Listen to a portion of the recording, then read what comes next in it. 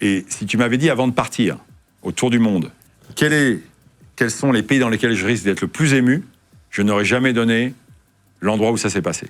L'endroit où j'ai été touché, mais de manière intense et très forte, comme quasiment jamais, c'était à Taïwan. Et je découvre ce soir-là, en parlant de leur vie respective, qu'il y en a une qui a mis des années à se séparer de son mari parce qu'il la battait. Et au Taïwan, tu divorces pas facilement. Je connaissais pas tout ça. Avec un enfant, tu vois, et la femme qui a le doute de dire est-ce que je quitte la maison, c'est quand même son père, enfin tout ce qui va. Et j'apprends que tous les collaborateurs d'Audemars Piguet Taïwan, pendant toutes ces années de galère, lui ont tous proposé un moment de la retirer de sa maison et qu'elle vienne vivre chez eux. Donc tu vois, une espèce de générosité, un truc de malade. Et puis la femme qui est maintenant en paix parce qu'elle n'est plus avec son mari qui lui mettait des raclés et tout, puis il y a une forme de paix. Et puis la deuxième qui se lâche, et puis en Asie, les gens ne racontent jamais ça. Tu vois, leur vie privée, c'est... je suis le patron, tu vois, il n'y a pas ce genre de partage. Elles se sont suffisamment en confiance pour partager.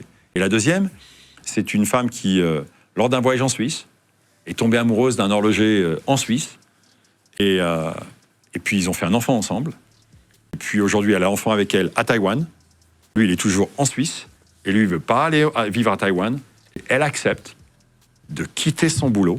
Et c'est la patronne du service après-vente, pour donc sacrifier sa carrière, pour que son gamin ne vive pas sans son père et retourner en Suisse, et elle aura un boulot qui n'aura pas le même niveau.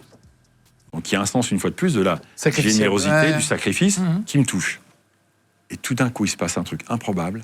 Chaque collaborateur, les uns après les autres, viennent me voir pour me prendre dans les bras. Il n'y a pas de contact physique. Là-bas, ouais. En Asie. Ouais. Le contact physique n'existe pas, Tu n'as pas de contact avec ton boss, mais c'est même pas concevable. Et chacun, les uns après les autres, viennent et on se prend dans les bras. Mais on se prend pas dans les bras, c'est même pas... c'est 2 secondes. J'ai l'impression d'avoir mes enfants. J'ai l'impression d'avoir mes enfants dans les bras. Je prends une tarte émotionnelle. Mais de fou, tu vois, je reparle, ça revient tout de suite, mais un truc de fou. Et ça ne s'arrête plus.